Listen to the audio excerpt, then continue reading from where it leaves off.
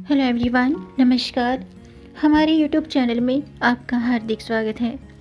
दोस्तों, आज की वीडियो में हम बात करेंगे विवाह पंचमी की। विवाह पंचमी कब है, विवाह पंचमी की पूजा का शुभ मुहूर्त, पूजा विधि, और अगर आप अविवाहित हैं तो मनचाहा जीवन साथी पाने के लिए इस दिन आपको क्या करना चाहिए, कौन से विशेष उपाय करने चाहिए। दोस्तों, विवाह पंचमी के दिन भगवान श्री राम और माता सीता का विवाह हुआ था। मार्गशीर्ष माह की शुक्ल पक्ष की पंचमी तिथि को विवाह पंचमी मनाई जाती है। इस दिन भगवान श्री राम और माता सीता की पूजा करने का विशेष महत्व है। धार्मिक मान्यताओं के अनुसार विवाह पंचमी के दिन यदि कोई व्यक्ति सीता माता और प्रभु श्री राम का विवाह कराता है तो उसके जीवन में सुख समृद्धि आती है। और अविवाहित कन्याएं अगर माता सीता की पूजा करती हैं तो उन्हें मनचाहा जीवन साथी प्राप्त होता है।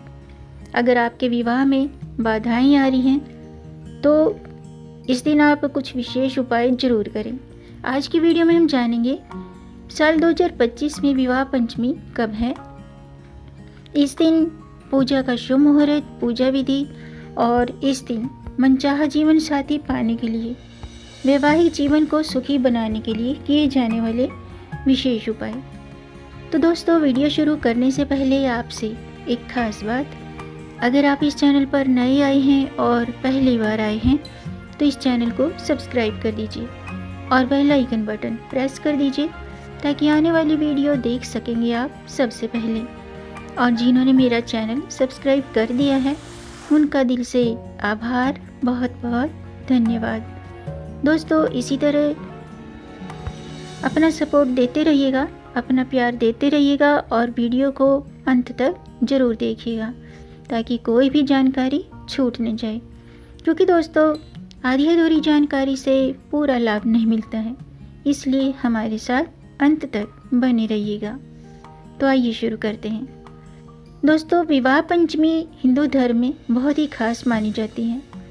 इस दिन विवाह संस्कार, वैवाहिक पूजन या दाम्पत्य सुख से जुड़े संकल्प लेना अत्यंत शुभ माना गया है। ये वही दिव्य दिन है जिस दिन भगवान श्री राम और माता सीता का पवित्र विवाह वैदिक परंपराओं के अनुसार संपन्न हुआ था। इसीलिए इस तिथि को दिव्य वैवाहिक सिद्धि दिवस कहा जाता है। इस दिन श्री राम और माता सीता के विवाह की कथा सुनना, उनका स्मरण करना, ध्यान करना, पूजा अर्चना करना जीवन में शुभ विवाह के योग बनते हैं, दाम्पत्य में स्थिरता आती है और परिवार में सौहार्द और समृद्धि बढ़ाने वाला माना गया है। धार्मिक मान्यताओं के अनुसार त्रेता युग में मार्गशीर्ष माह के शुक्ल पक्ष की पंचमी को जनकपुरी में स्वयंवर के दौरान भगवान श्री राम ने शिव का धनुष तोड़ा था और इस तिथि को सीताराम विवाह संपन्न हुआ था। इस दिन पूजा पाठ करने से अविवाहित कन्याओं को प्रभु श्री राम और माता सीता का आशीर्वाद प्राप्त होता है। आइए जानते हैं विवाह पंचमी की तिथि, शुभ मुहूर्त और इस दिन बनने वाले शुभ योग कौन से हैं। दोस्तों, विवाह पंचमी 25 नवंबर को मनाया जाएगा। पंचमी तिथि 24 नवंबर को रात्रि के 9:22 पर शुरू हो चुकी है और 25 नवंबर को रात्रि के 10:56 पर पंचमी तिथि समाप्त होगी। इस दिन अभिजीत मुहूर्त है प्रातःकाल 11:47 से दोपहर के 12:29 तक। गोधूली पूजा मुहूर्त है शाम के 5:52 से शाम के 5:49 तक। इसी बीच विवाह पंचमी का पूजन किया जाएगा और इस दिन खास संयोग बन रहे हैं। पंचमी तिथि दिन रात और दोनों समय पूर्ण रूप से व्याप्त रहेगी। नक्षत्र रहेगा उत्तराषाढ़ा और योग रहेगा गंड योग, जिसके उपरांत वृद्धि योग की शुरुआत होगी।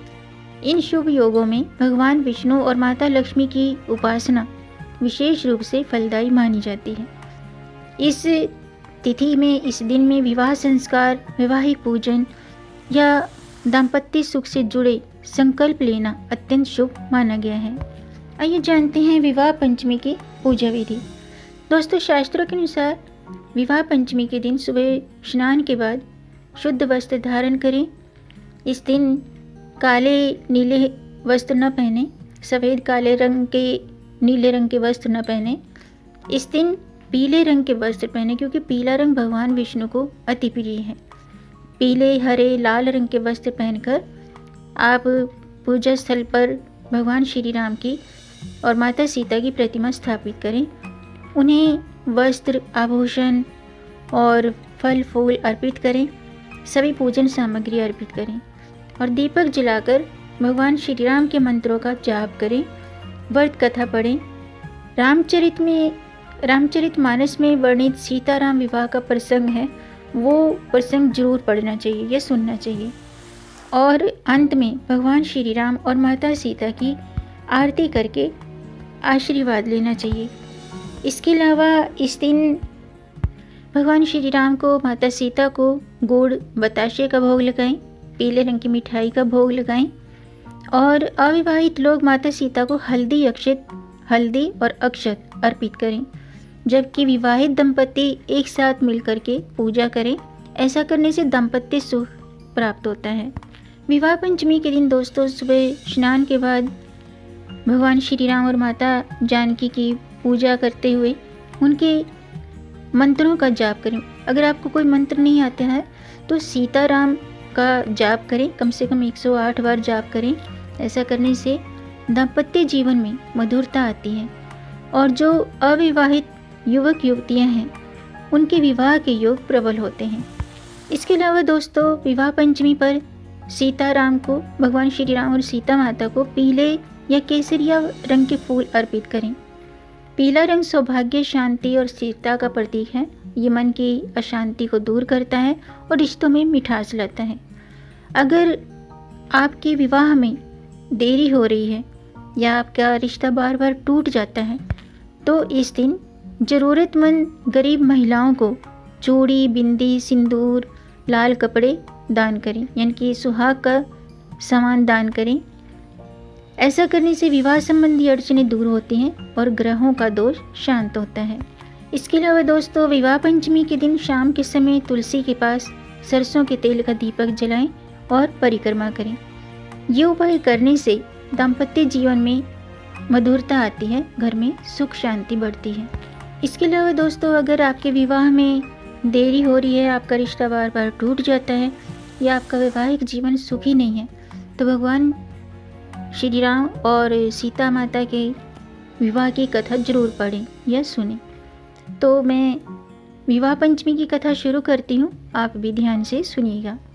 वाल्मीकि रामायण और स्कंद पुराण के अनुसार जब जनकपुरी में भगवान श्री राम ने शिव धनुष उठाकर सहजता से उसे भंग किया, तोड़ दिया, तब राजा जनक की प्रतिज्ञा पूरी हुई और माता सीता का विवाह उसी पुरुष से हुआ।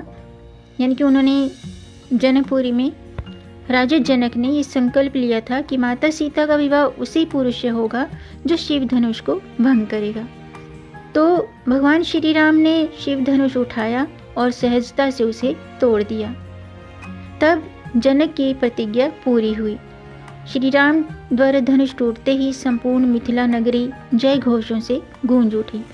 इसके बाद जनक जी ने अयोध्या संदेश भेजा। राजा दशरथ, गुरु वशिष्ठ, भरत, लक्ष्मण और शत्रुघ्न ये सभी विवाह बारात लेकर मिथिला पहुँचे। मंगल गीतों, वेद मंत्रों और हर्षोल्लास के साथ वातावरण में श्री राम और माता सीता का पवित्र विवाह संपन्न हुआ। गुरु वशिष्ठ ने वैदिक विधि से विधिपूर्वक विवाह संस्कार कराए। विवाह मंडप में देवगण उपस्थित हुए और स्वयं विष्णु लक्ष्मी स्वरूप ने धरती पर गृहस्थ धर्म का दिव्य आदर्श स्थापित किया। ये थी विवाह पंचमी की कथा। दोस्तों आज का वीडियो मैं समाप्त करती हूँ। उम्मीद है आपको जानकारी पसंद आई होगी। अगर आपको जानकारी ये वीडियो अच्छा लगा हो तो वीडियो को लाइक ज़रूर कीजिएगा, क्योंकि आपके लाइक से हमारा मोटिवेशन अप होता है। और इस जानकारी को आगे बढ़ाकर अपनी फैमिली में, अपने फ्रेंड्स में ज़्यादा से ज़्यादा शेयर कर दीजिए, ताकि औरों को भी इससे लाभ प्राप्त हो।